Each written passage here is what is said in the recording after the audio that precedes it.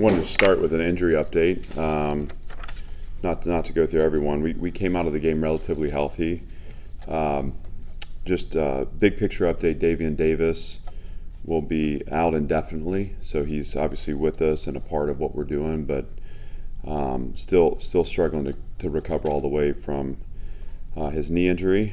From the game, Leighton Nelson is questionable with a sprained foot, day to day on that, and so we'll see how he gets to feeling and if we can get him back in practice. He did not practice today. Darren Agu is making progress, would be questionable day to day for this weekend. He was back out today, and we'll keep progressing him through the week. A lot of it's how the elbow responds. Jeff Ugo is questionable day to day. He was back at practice today, was able to get through the individual periods. He's coming back from an ankle sprain, and feel like he's on his way and very well may be able to participate or be available to participate this weekend. Then Quincy Skinner with his hamstring is probable. He practiced full today and was on a player load but didn't have any setbacks. So felt good coming out of the game in terms of being healthy. Again, I think happy to start 1-0 and to be able to learn from a win. I think first games a lot of times are sloppy games, and we certainly survived the sloppy one Saturday. Again, I think that the game came down for me to just not being able to separate. We had opportunities up 21-7, and Hawaii had the ball on a 4th and 4 and ended up scoring on a touchdown pass that made it 21-14. That's what we took to halftime, 35-14 with possession of the ball. Hawaii ended up scoring on the next possession to make it 35-21. Both of those sequences, we had 4th down attempts to extend drives in response and just weren't able to get away. So, we've talked a lot this week about our focus, about understanding the emotions of a game and all the things that can distract us from doing our jobs and executing as one of 11. That's a learning process through the experience of game, and we've also talked about being a team that needs to be able to close games out, and we had chances and just weren't able to do it. So with that, we're excited to compete against Alabama A&M this weekend. This is a proud program who in the COVID spring was undefeated. Coach Mayer's done a great job there with the team, and we'll be excited to be able to get out and compete against them. Obviously, just like last week, this is going to be about Vanderbilt football and how we progress in our systems, our structures, our language, our ability to play 11 guys on the same page. With that, I'll open up to questions. When you went back and looked at the running game and maybe the lack of push, what were the things that you saw? A lot of those runs, there was two issues as we saw it. One was most of those runs have pass options off. So times where we chose to throw the ball against looks that we would have liked to have run it, and then times where we run the ball where either AJ's meant to keep it or the ball should be thrown out in the perimeter. And those are things that are about AJ syncing up in his decision making. Obviously, he's got the hardest job that way on the field, but through his experience and the repetition, he'll get better and better at the post-snap decisions. I think at times that becomes about trying to make that decision prior to the ball being snapped. We like to anticipate, but we always have to take the time post-snap to see what we see and make the decision based off that. The other thing, especially in the 4-minute situation that came up, is in a time where they're pressuring, we have to be very detailed with how we direct a line of scrimmage. We call it a point here, but how we set our combinations up matters, and the functioning of the line of scrimmage 5-1, that point becomes critical to our ability to execute. And we miscalled a couple times, and what the result of that was guys slicing the line of scrimmage. So there were some fundamental technical lapses through the course of the game. The 4th and 1 that they got us in the backfield on was just a fundamental technical combination that we have to work together better at the line of scrimmage. Some of the late issues had to do with just how that was all coordinated from the quarterback position and needing to be better. And again, it comes down to focusing on doing your job. It's not big things, it's little things that make difference. Through meetings and obviously through practice, we expect to be better. How much would you like to make that kind of a focal point of execution in this game going forward, not only the run game, but just the guys up front working together? Yeah, it needs to be. I mean, this is a team, Alabama A&M, that in all three phases will be exotic to us. I mean, they're multiple in fronts, multiple in structure, multiple in personnels on offense, high tempo offense, special teams. They have non-traditional components, and so we will have to adapt our systems to make sure that we're blocking what they do. I mean, there's times where their defensive lines, the second level, and the linebackers are the first level, and they switch pre-snap. I mean, there's just a lot of movement, and so for us, it's about adapting our systems to handle what they do, and then being disciplined and detailed within that to cover them up. If we can do that, then we can find success. If you can't, obviously, then you leave it to chance, because they do enough and they're versatile enough to make plays in the backfield. And defensively, that's where they found success, is when they keep you off kilter and get you negative so that all of a sudden you're behind the chains. What's the main focus this week in the secondary room? Obviously, a lot of big plays were let out this weekend, and that continues to happen. How will you guys hope to improve in that statistic? Well, the big one on BJ was it was fundamental technical. It's he got a step and slip release with outside leverage press, and you got to understand that receiver gets vertical immediately on a go route. He's got to catch up, and we have fundamental technical things. I think at the start, if he makes contact with that route with an offhand jam, which is what we teach technically, he's gonna blunt that release enough to stay in phase with it. Because he didn't, he got on top of it. That's where it was able to slip underneath him and go vertical. He needs to speed turn it to be able to get back in phase with it.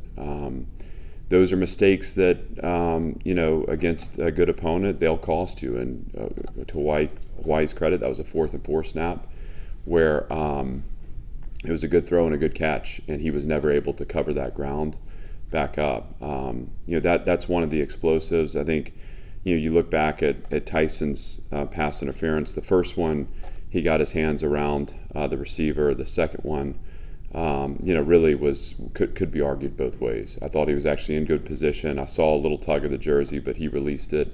Obviously, we want to coach through that, but I thought he was in good position to finish that one.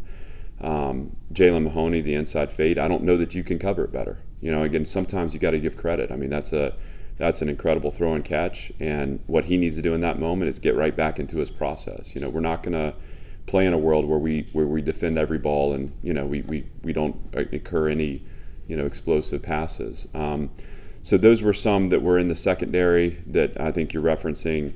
With respect to the early ones, to me that was there was an early throw to the tight end, which was just a structural breakdown in terms of who's covering. He's uncovered, and so they ran a drive route, and our corner chased the drive, and no one stayed on the tight end, and our safety went to the middle of the field to close the post, and they were able to evade the pass rush and extend the play and found the open tight end. They also ran a mesh route that extended, again, another one where the quarterback escaped the pocket, and it was a pitch and catch on the second drive, their first scoring drive. And that really came down to the corner, pulling through on the drive route and knocking the linebacker off versus staying in the tailpipe, as we call it, and directly behind the receiver. So I guess not to get too far in the weeds, although I'm already there, those are things to me that are coachable and correctable. And we're not, there's no sense of like, how are we going to cover? It's we got to get back into the process, and you learn about yourselves. We had a third down last year against Hawaii where they ran a drive route. This is 2022, and our corner ran into the umpire, and it was a third down, and they got an explosive play. That was early in the game.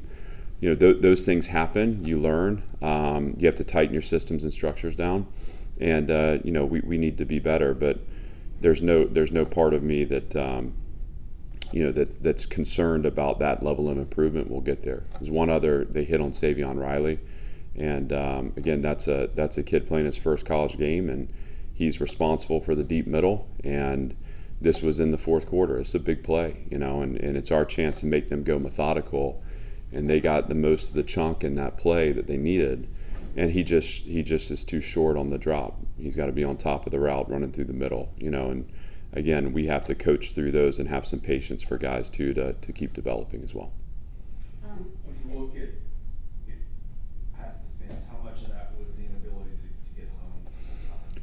Yeah, I mean, I think the pass rush at times was effective and at times shortened it down. I think getting home and keeping the quarterback in the pocket are two things that we need to look at and say they go hand in hand. I think we got pressure at times, but we left escape routes.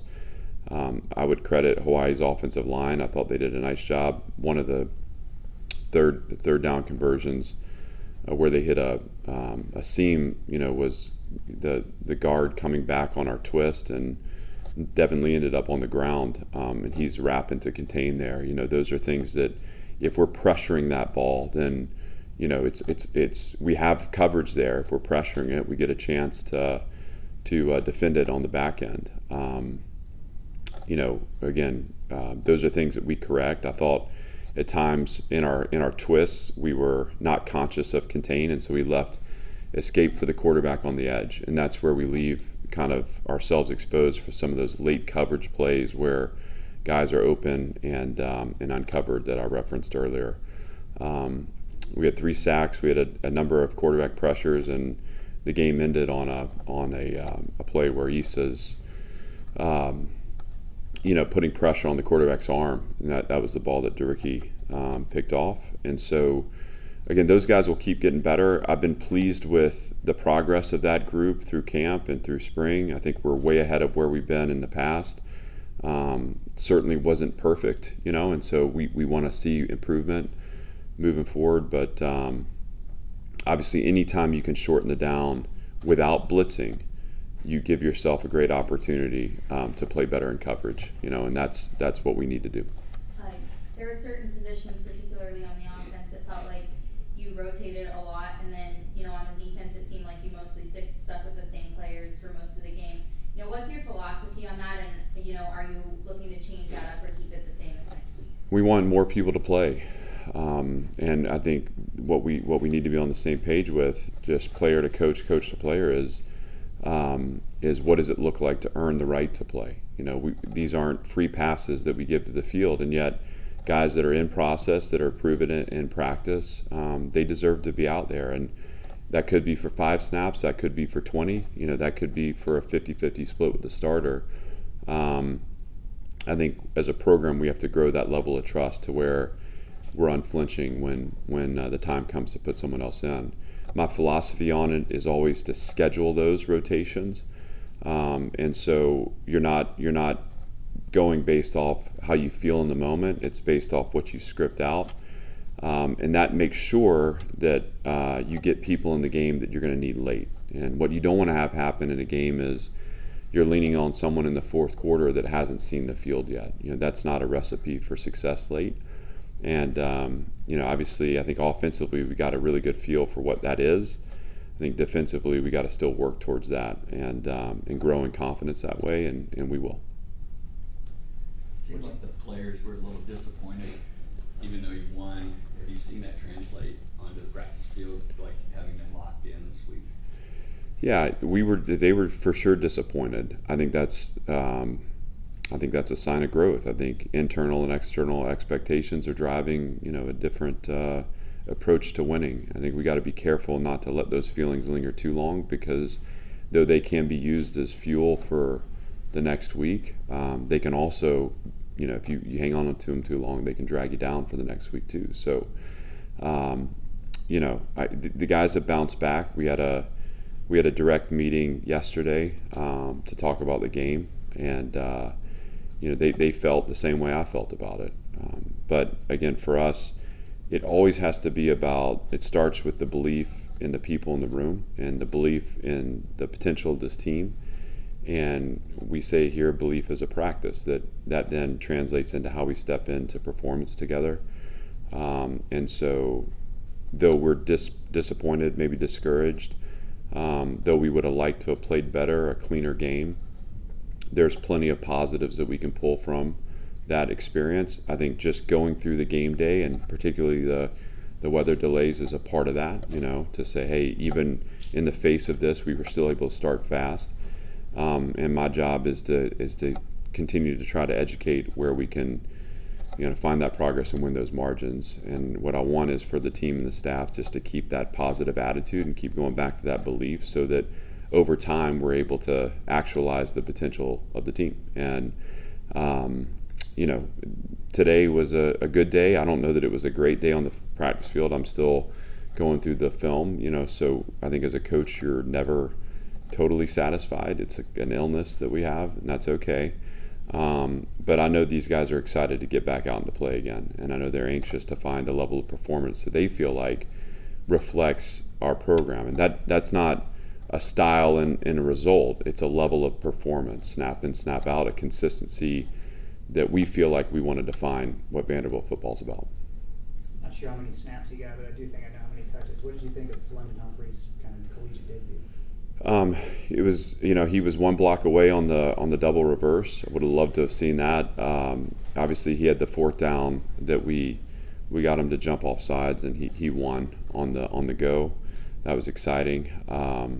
We know he's a talented player. He and Junior have both flashed. I thought, Junior, trying to get him going too, because he can have a chance to impact winning for us. And when we have Quincy banged up, and we need guys to step in. Obviously, we're using Jaden McGowan a ton, and that's awesome. But it also means that he's going to need some time where he's not on the field, and to have those two guys as freshmen stepping up, I'd give credit to Richie Hoskins too. I mean, there's a guy who earned his way into the two deep, and came up with a huge catch and run after catch for us to set up a 4th and 1 that needs to be a conversion. We don't back away from those opportunities. Unfortunately, we missed on the combination, and the ball was hit in the backfield. But the receiver groups had a good camp, and I thought there needs to be a little more consistency there, snap in, snap out.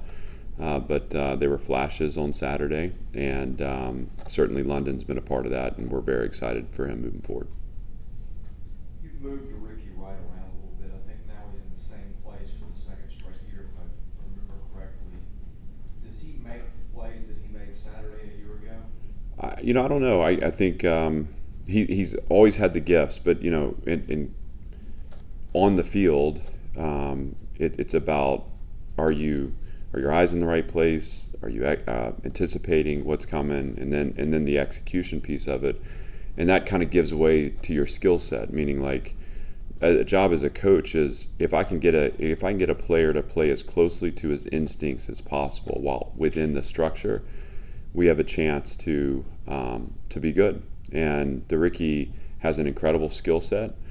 I think what he's done through the course of winter, spring, and summer, he's built process into that. And I thought all that came out for him on Saturday. And so whether or not he would have made those plays a year ago, I think I saw a player that was attacking the ball. I saw a player that was playing physically.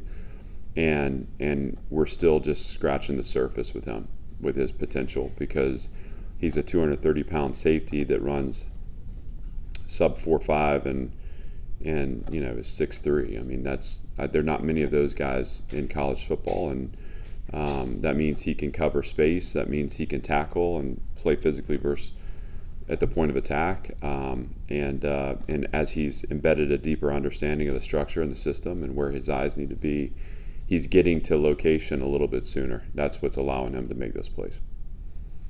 We saw the early two-point conversion try against Hawaii. Do you expect to continue that plan into this upcoming Saturday? We'll always carry some exotic looks. Obviously, had we hit it, I might, be in here and celebrate the fact that we got up, 8-0. Since we didn't, I think we'll look for ways to maybe have plays or an arsenal of plays that fit our skill sets that we can execute. we have not made it a habit of going for two here, but we want to also challenge the opponent and give them something to prepare for as well. And when you challenge the opponent, if they're not going to cover down or if they're going to leave numbers short, you want to be weaponized to take advantage of that. It didn't work out for us, and again, that meant that we then went for two again on the next possession to balance the score up.